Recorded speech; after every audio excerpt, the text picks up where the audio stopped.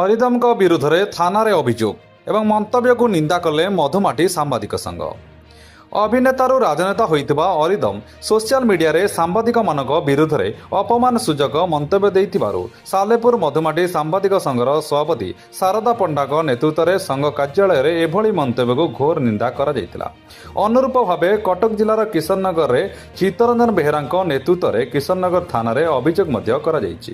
ସୂଚନା ମୁତାବକ ଅଭିନେତାରୁ ରାଜନେତା ହୋଇଥିବା ଅରିନ୍ଦମ ସୋସିଆଲ ମିଡିଆରେ କାର୍ଯ୍ୟରତ ସାମ୍ବାଦିକମାନଙ୍କୁ ଅପମାନ ସୂଚକ ମନ୍ତବ୍ୟ ଦେଇ ବିବାଦ ଘେରାକୁ ଆସିଛନ୍ତି, ଯାହାକୁ ନେଇ ସାମ୍ବାଦିକମାନେ ରାଜରାସ୍ତାକୁ ଓହ୍ଲାଇଛନ୍ତି।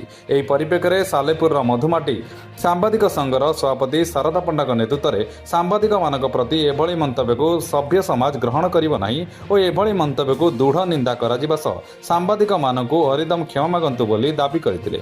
ଅନୁରୂପ ଭାବେ କଟକ ଜିଲ୍ଲାର କିଶନନଗରଠାରେ ଚିତ୍ତରଞ୍ଜନ ବେହେରାଙ୍କ ନେତୃତ୍ୱରେ କିଶନନଗର ଥାନାରେ ଅଭିଯୋଗ କରାଯିବା ସହ ଅରିନ୍ଦମଙ୍କ ମନ୍ତବ୍ୟକୁ ଦୃଢ଼ ନିନ୍ଦା କରାଯାଇଛି।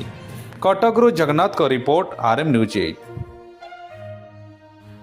ବିରଞ୍ଚି ନାରାୟଣ କର, ସମ୍ପାଦକ ମଧୁମାଟି ସାମ୍ବାଦିକ ସଂଘ ସାଲେପୁର।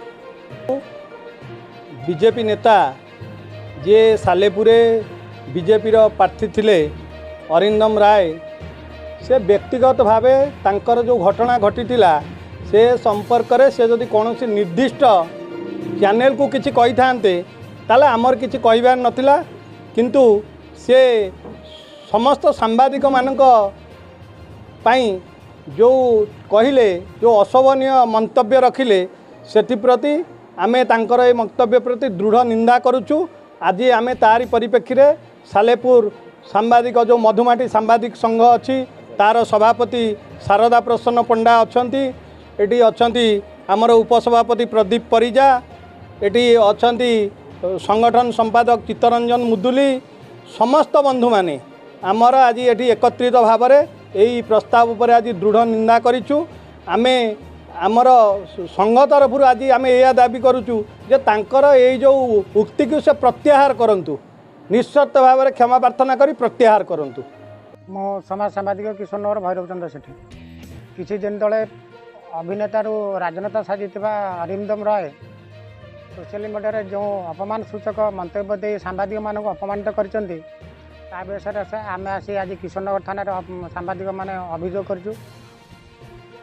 ସେହି ଅଭିନେତାକୁ ଅରିନ୍ଦମ ରାୟଙ୍କୁ ଶୀଘ୍ର ସେ କ୍ଷମା ପ୍ରାର୍ଥନା କରନ୍ତୁ, ନଚେତ୍ ଆଇନ ଅନୁଯାୟୀ ତାଙ୍କ ପାଇଁ କାର୍ଯ୍ୟାନୁଷ୍ଠାନ ଗ୍ରହଣ କରାଯାଉ। ଚିତ୍ତରଞ୍ଜନ ବେହେରା ସାମ୍ବାଦିକ ପ୍ରମେୟରୁ ଆମେ ଆଜି ଯେଉଁ ସାରା ଓଡ଼ିଶାରେ ଯେଉଁ ଆଜି ମନ୍ତବ୍ୟ ଅରିନ୍ଦମ ରାୟର ଯେଉଁ ମନ୍ତବ୍ୟ ଦେଇ ସାରା ଓଡ଼ିଶାରେ ଯେଉଁ ସାମ୍ବାଦିକମାନଙ୍କୁ ଯେଉଁ ଅପମାନିତ କରାଯାଇଛି ତାହାର ପାଇଁ ଆମ ସାମ୍ବାଦିକ ପକ୍ଷରୁ ତା ବିରୁଦ୍ଧରେ କାର୍ଯ୍ୟାନୁଷ୍ଠାନ ଗ୍ରହଣ କରିବା ପାଇଁ ଆମେ ସାମ୍ବାଦିକ ଏକଜୁଟ ହୋଇ ଆଜି କିଶନନଗର ଥାନାରେ ଏକ ସ୍ମାରକପତ୍ର ଦେଇଛୁ। ଆଉ କାର୍ଯ୍ୟାନୁଷ୍ଠାନ ନେବା ପାଇଁ ଆମେ ଥାନାର ଦ୍ୱାରସ୍ଥ ହୋଇଛୁ। ଏ ମନ୍ତବ୍ୟ ଦେଇଥିବା ସେ ନିଜେ କ୍ଷମା ପ୍ରାର୍ଥନା ମାଗନ୍ତୁ, ନହେଲେ ଦୃଢ଼ କାର୍ଯ୍ୟାନୁଷ୍ଠାନ ଗ୍ରହଣ କରାଯାଏ।